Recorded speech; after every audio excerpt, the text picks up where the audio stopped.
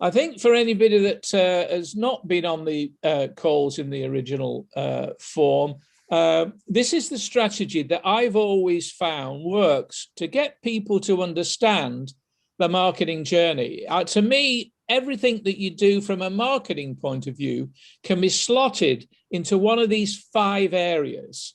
And if we're honest about with ourselves, and we were to do a review of our own marketing, and we answered certain questions, we would probably see where we've got business slipping through the cracks.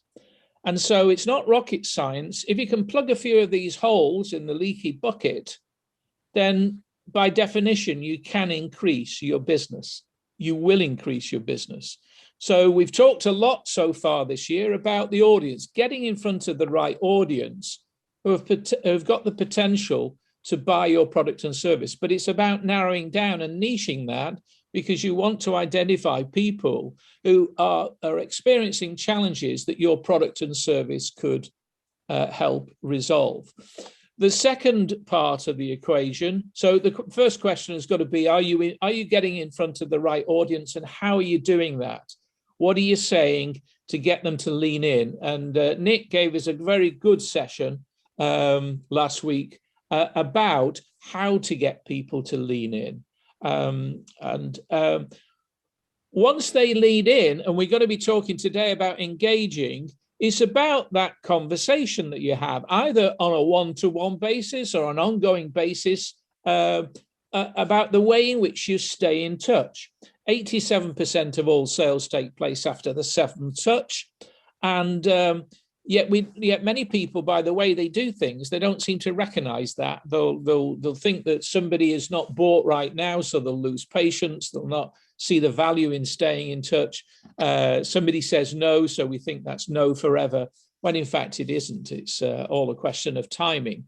So the engagement process, to me, has got great value, because if you're in front of the right audience and you're engaging people in the right way, then it should be able to lead to a sale if your product or service resolves the challenges that they've got right now. Now, in most businesses, I think that audience engaged sales happens seamlessly in some way or other, and we get these sales, and then we go back to audience. But the arrows will suggest that the next stage should be to really value your existing clients, the people that have bought from you, because those people are beginning to experience the service or the value they receive from you, and should be your biggest advocate if you nurtured them in the right way, if you stayed in touch. So retention is absolutely key. I used to do it when I was head of a sales organization. I was head of the sales force at Weller for a number of years. And every year we would look towards how we would increase our business. So we'd be looking on new account drives. We'd be getting all the sales force to visit new businesses. And yet even then, I didn't quite appreciate, I took my existing customers for granted. And yet they are some of the richest sources, because there's no point in keep paying for and buying a new audience if you're letting your existing customers drop off the revenue stream, because you're no longer making them feel special. So retention is really key. And the final point is introduction. So you'll see where that arrow should be going. Some of your richest source of referrals should be people that know, like, and trust you, and particularly those people who are experiencing the service that you provide. And actually knowing how to ask for those introductions, those referrals amongst your existing clients is quite key. It's knowing how and when, and there is an art to that. And of course, you see the arrow going back to that audience, because when you're looking for introductions, you're trying to point your retained customers back to the audience you want to get back in front of. And again, that's the theme of these meetings going forward. The people in your meeting are not your prospects necessarily. In fact, I don't want you to even think about anybody as your prospect. You should not be selling to this group. They want to buy from you. They'll indicate that at some point. But please take out of the thought that you're trying to sell to this group, because you're not. What you're trying to do is help them and everybody here see the audience you want to get into. Now, I'm going to come to engagement now. Clever.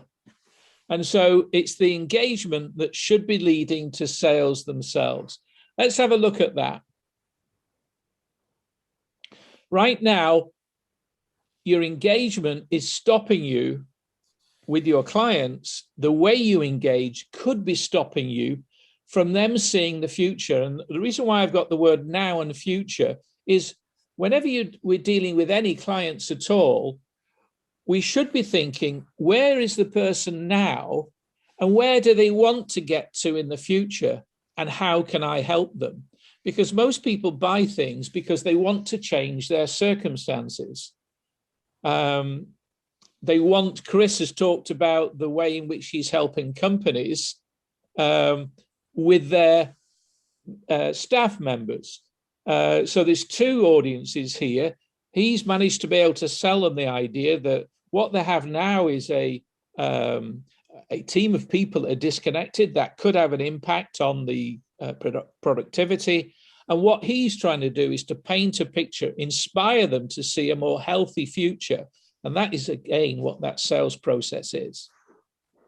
So that's where we're going to today. So let's just think about this for a minute. When we're in front of clients, and we think because we tell people what we do or we think they understand who we are, that it's going to be a done deal or not. But these are the things that are going to be the barrier to you selling that proposition. Do they know you? Can they trust you? That's why it's far easier to go back to people who already know and trust you to talk about new services. That's why an introduction from somebody that knows and trusts you is a lot easier, because they're basically endorsing you as somebody that they can trust. But if you're talking to somebody you've only just met, they will be asking, do I really know you? Do I understand you? Can I trust you? And that's why it takes time very often, and it takes certain circumstances to get to sell to somebody that you've only just met. That's why 87% of sales take 7 touches. Are you competent? No point in just you saying you're competent. What do you do? What do any of us do to prove that we know our stuff? Do we reel out a whole load of figures? How do we do it? How do we demonstrate our competence? I'd be interested to get your feedback as to how you demonstrate that. And one of the ways that I think is quite key, but you need to be asking this, is what is your reputation? What are others saying? I always used to say to the B&I groups, it's all very well you telling me how good you are, but it's when somebody that I know tells me how good you are that it carries a lot more weight, because you're bound to tell me how good you are. So how are we building reputation? What means do we use to build reputation? Now, we may not think this is important in the sales process, but all of these things are in that sales process. They're going on in the customer's or potential customer's mind, and we need to have all these things in place if we could, let alone our ability to sell, that ability to let people see a future that's better than what they have right now. So another factor that might come into this engagement is, what confidence do we demonstrate? How confident can somebody be in us from what they see from a body language? I've attended so many meetings, and I always would sympathize and empathize with the new people that would come on into the B&I meetings, and they'd stand up and they'd be nervous about public speaking. But I knew with practice, they would get used to that. And so they would appear more confident.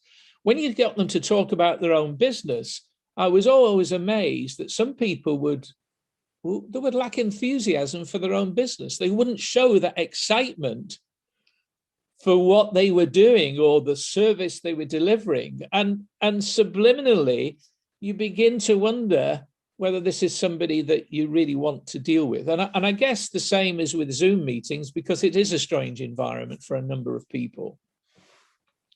Body language is absolutely key. I'm not an expert on body language, but I think all of us, we feel something when somebody else is communicating. One of the things I always feel is an energy or a lack of an energy. There's always an energy. It's either a negative energy. How many people do we know among sometimes friends or conversations we're having when their energy is so negative that we almost want to be out of the way? I hate negative energy. I love positive energy. I love people. I love people that are extrovert, quite frankly. They add to the whole magic of a meeting and an interaction. So the third area is also rapport that you have with the person that you're talking to. I remember when I first started in sales, I was so nervous of anybody asking me a question that I couldn't answer, because I was selling a technical product in a hair tint or a perm or a bleach or whatever. That I would never stop talking. It's not been easy. I do like to talk, but I found that when I became an area manager and I disciplined myself to listen to what was going on, and when I became more confident that I knew I had answers, and if I didn't, I would admit I don't have the answer to that. When I got to that confidence level, I began to ask a lot more questions and be comfortable with letting the other people speak. So, and I think that's very important when you're dealing with somebody, is that rapport that you strike up. What are the questions you ask? Do you really listen to what they're saying? Do you listen actively? And I think they're all part of that engagement process. Here's one or two things that I think will help with engagement. Content builds your authority. Now, that doesn't mean to say that we should all race off and blog for 8 hours a day.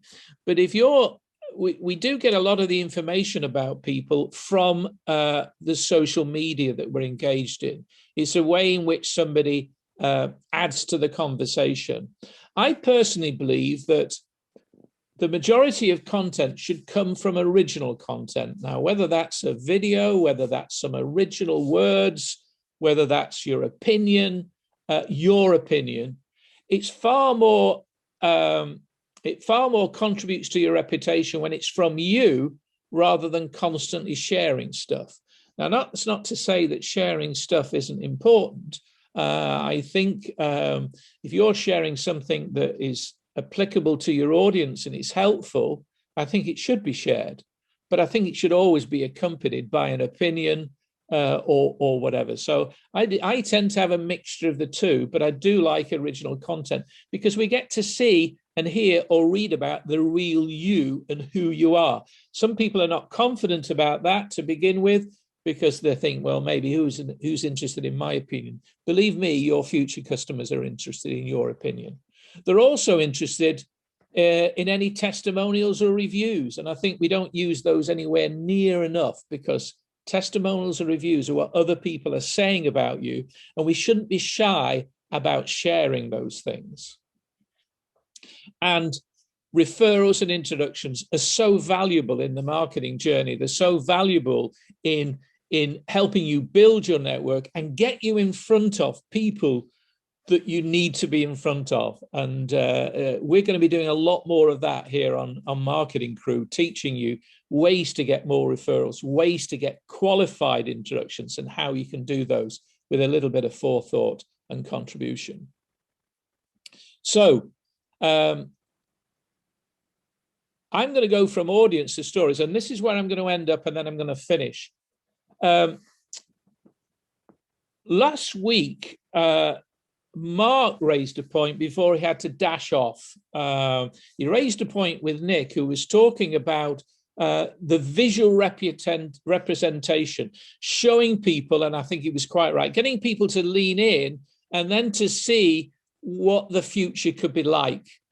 Because remember, the sales process is about where is somebody right now and where can we take them by helping them. And he had that concern that people in the service industry couldn't show something like a photographer could show.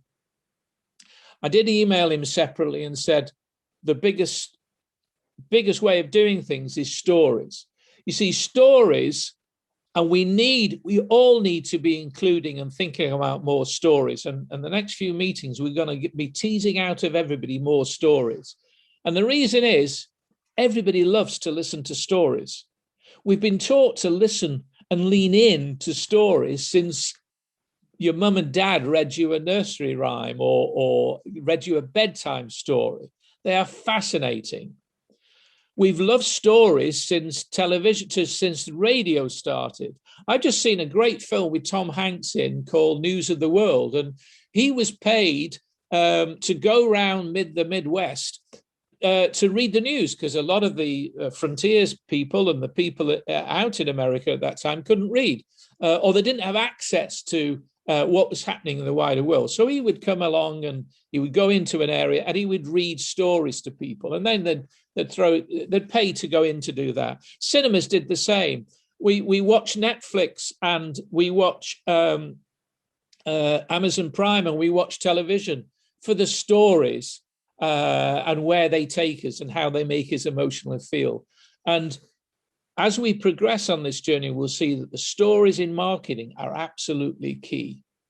The other thing is that stories appeal to the way that most people learn. It's said that people, the way they learn naturally fall into three parts. 40% of us are visual. We like to see things. I am one of those people, and you need to show me something. 40% are auditory. You need to tell somebody, people need to hear something. And 20% of people are kinesthetic. And kinesthetic are people that want to be involved. They need to feel an emotion of some description. And a story appeals to all. A story is visual because the vision is in the mind, the way you're taking people, they're visualizing that story and how it affects them. It's auditory because we're hearing it. And it's kinesthetic because the story should drive some emotion in the individual. And remember, sales is largely about emotion. We buy based on emotion. The third area is that stories put people in a listening mode. It triggers curiosity. It's rather childlike. We learn most from stories when we're children, and the story's taking us back to that childlike, because instead of rolling off a load of facts, if you can demonstrate what you want people to feel in a story, it has a greater impact.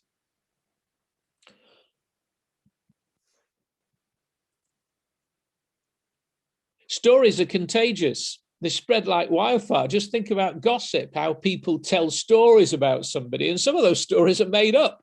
We've seen this with fake news, and it's not a good thing, but your reputation is what people are saying about you behind your back, so they're going to be talking about you. What you don't want them to do is just not even remember you. So sometimes, it will be negative. You've got to stand firm, but hopefully people will be spreading good stories about you. The other thing is it's easier to remember than facts. 20% of people are more likely, for 20% of facts are more likely to be remembered if they're part of a story. And if stories about things that have happened to you, that have happened to other people, it's amazing how easy it is to recall people where we can't often remember the numbers of the facts. And stories inspire, slides don't. So I'm going to be telling you a story in a minute. So the question is, what's your story? What is your story? How does your story tell you what values you hold dear or what beliefs you have? So when that is teased out, and what stories can you tell and how can you tell them?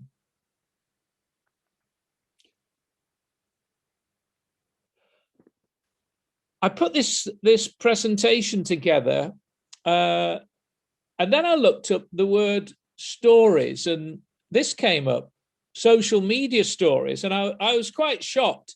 It was one of those things that hadn't dawned on me, but stories are now placing an increasing part of social media. If you think about it, Instagram, Facebook, WhatsApp, and YouTube are all introducing stories to their algorithms and the functions that these platforms provide. Over 1 billion users, can't be wrong. Stories are a big deal. Facebook revealed that more than 1 billion people use stories every day across their products. I don't use stories on Instagram. I've taken the digital stuff off my mobile phone for good reasons, but I haven't stopped using Facebook, but it's not on my mobile phone. But that number of people is just shy of the entire population of the United States and Europe together using one type of social media content. Stories are really key to the future. It's about getting people from where they are now to where they are to be in the future. That's what we're about. So I'm going to take us off that. I'm going to stop the share and open up the conversation.